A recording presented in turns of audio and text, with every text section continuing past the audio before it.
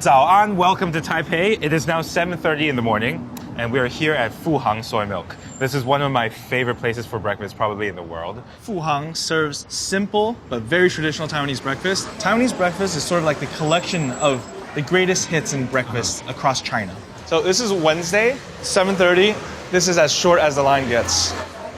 This breakfast spot is situated inside of an old market. It's a big building, and they're on the second floor. On a busy weekend day, they can do over 5,000 people in 5 hours.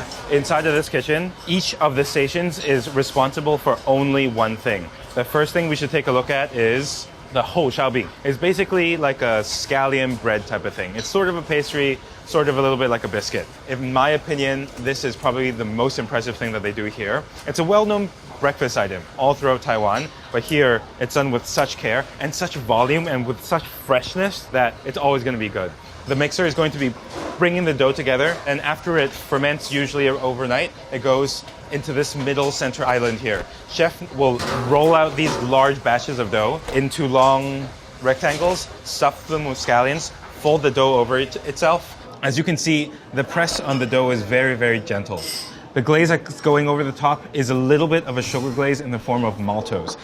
That maltose is going to give it a beautiful, shiny brown sheen, but it's also going to allow those sesame seeds to stick. The coolest part is that all of these xiaobing are fired inside of a tandoor-style vertical oven. The xiaobing goes directly onto the side of the wall that is lined with clay. This oven is made by Fuhang themselves. It's a vertical oven that's charcoal roasted. It bakes for about a minute or two. It's a really interesting process. She cools her hand ever so slightly with a sprinkle of ice cold water. She slaps the dough into the side of the oven where the dough is going to stick onto that porous clay surface. It bakes for about a minute or two. It's a really interesting process. You can hear the crackle. That crackle is the sesame seeds popping, and that's part of the indication that it's ready. She has these cool little scissor tongs, and she just tosses them one by one. When they're perfectly done, out directly into the basket. It's kind of amazing. It's a little bit acrobatic, and you can see how leavened the dough is. It's like nice and fluffy. There are regulations stopping me from jumping over and just grabbing one out of the basket, but it is as fresh and as delicious as it can get. After the xiaobing comes out of the hot oven, it goes straight into the basket and then goes up this way where the customers will buy their xiaobing. And on this side, we have the more conventional ovens, but to me, the most exciting station is the youtiao station.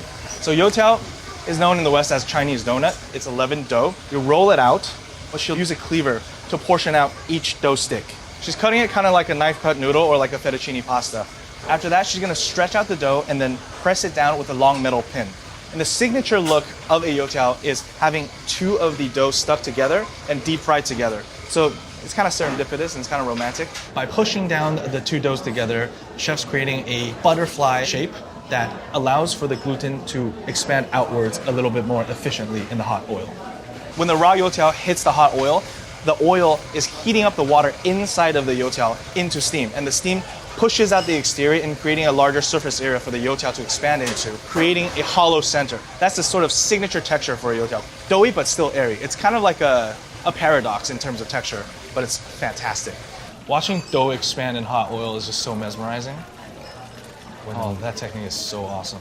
And you see this whole area of youtiao that's fresh made. Nothing worse than a stale youtiao. Think about a donut. Nothing worse than a stale donut. So the busyness of Fuhang really ensures that every single youtiao you're getting is as fresh as it can be. And that's why it's so, so, so good. We're back in line downstairs like everybody else, because just because you're filming doesn't mean that you get special treatment. But the good news is, as you're standing in line, you get to think what you'd like to order.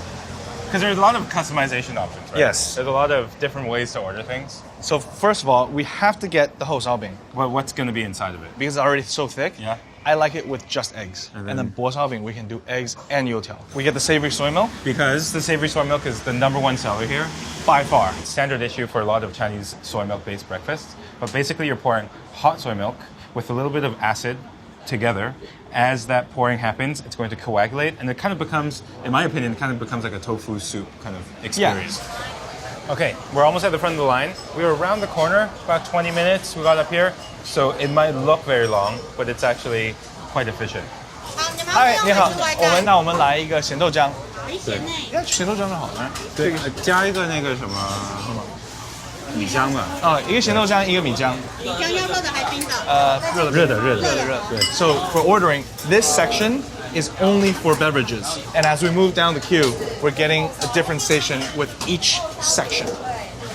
Oh, the eggs. Dude, this is all perfect. Basically kind of one by one, so perfectly separated. 哎，你好，麻烦一个厚烧饼夹蛋，然后一个薄烧饼夹油条夹蛋。等一下，薄烧饼夹油条夹蛋，然后再来一根油条。还有，其实厚饼夹蛋再加一个。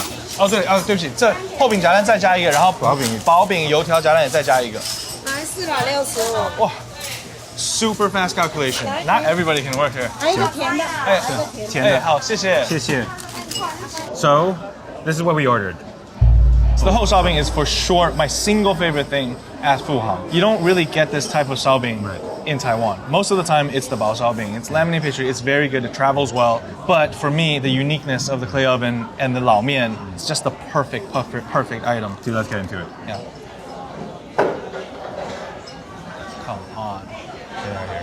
So the crumb is quite dense, but it's fluffy. It's mean, almost like everybody a little knows bit of that. a biscuit on the top, and the bottom is it's a little bit more bready. Yeah. I mean, it's got that characteristic brown that you'd see in naan bread or any sort of flatbread that's cooked with its bottom stuck onto the side of it. Yeah, and the texture of the salbing really kind of closely resembles bagels almost. Oh yeah, right? yeah. It's got very a densely packed, yeasted, but still fluffy enough, crispy on the outside, nice and toasty. Can we bite into it now? Okay. I think it's like chew on the top reminds me of a bagel. You're totally right. Yeah. It feels very nutrient packed, and it's so much better when it's hot, and it's so much better when it came Right a couple from the feet kitchen. away. Yeah, it's kind of the fusion of a bagel, a sourdough, and a scallion pancake, right? It tastes like a scallion pancake. But my favorite thing to do here, actually, is to dip it into the savory soy milk. So you rehydrate the salbing, and you get a little extra flavor. Let's look at the youtiao real quick. Oh yeah, You see that characteristic open crumb? hollow center. Hollow center. The two doughs that are pressed together have been opened up. When you get those two together, you get a very crispy outside, gluten development in the center, holding the sides together. You can see where the steam was escaping, right? Yeah. It's evaporating. The water in the center of the dough, that wet dough, is going to push outwards. It expands. The starch eventually is going to gelatinize and harden to create the actual shape that it ends up being. What's good about this air is that the outside is so much crispier, and when you dunk it into something, it'll hold and it'll have plenty of space to soak up that liquid. Oh, so crispy. And Taiwanese breakfast, you'll notice, is very much carb on carb on carb. Yeah. Taiwan was a very agrarian culture back in the day, and breakfast was the most important meal of the day because you would eat the breakfast, you'd go out to the fields, you would work hours and hours and hours of physical hard labor, so you needed the calories. You need to put the fried dough inside of the baked dough. They're busy because they're good, but they're also good because they're busy. It's a self-sustaining cycle. It's a beautiful, positive, self-reinforcing cycle. You're going to be intimidated when you see the line. When you come, you get to see that the freshness is integral to the deliciousness of this breakfast, especially for that whole xiaobing. It really needs to be consumed fresh for you to understand all the work that's gone into it. I think this is a great breakfast, but the breakfast is only the first meal of the day, and there's plenty that we'll have to see around the city. I'm ready to go. Time to get out of here. On to the next. See ya. 海平面云光还是阴霾，悲伤要怎么平静纯白？我的脸上 This is every weekend with Eric Sze.